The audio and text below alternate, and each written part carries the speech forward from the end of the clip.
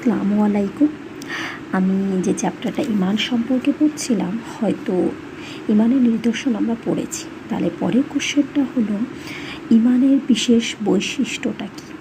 ইমানের বিপরীত কাজে দুনিয়ার কোনো শক্তির কাছে যেন আমরা মাথা নত না করি, সেটাই হবে ইমানের বিশেষ বৈশিষ্ট্য। এখানে একটা ছোট্ট সংকেত দেখুন, ইমানের প্রতীক হলো আযান।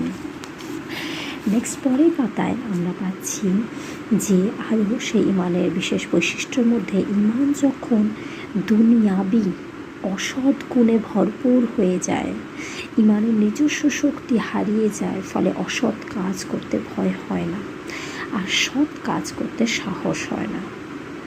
তাহলে এগুলো সবই কি ইমানের বিশেষ বৈশিষ্ট্য।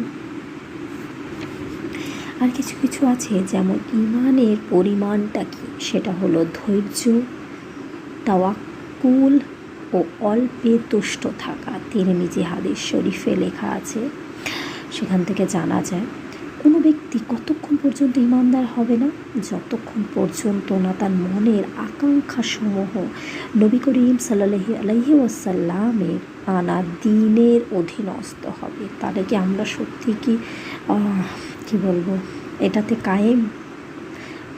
আমাদের কায়েম হতে হবে যদি আমরা না থাকি, তাই না? নবী করিম সাল্লাল্লাহু আলাইহি ওয়াসাল্লামকে ভালোবাসার গুরুত্বটা কী, এটা তো আমাদের অত্যন্ত দরকার।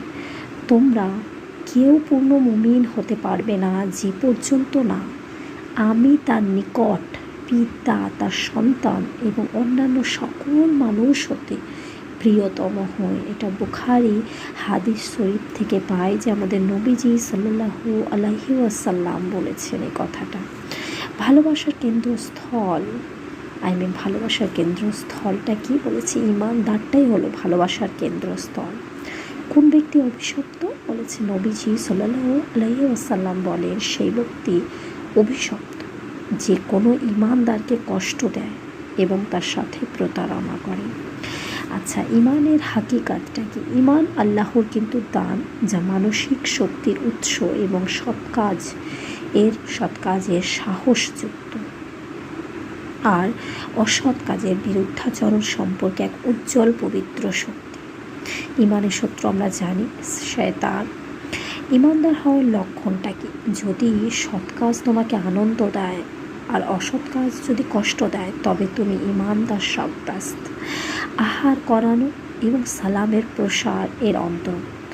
আল হাদিসে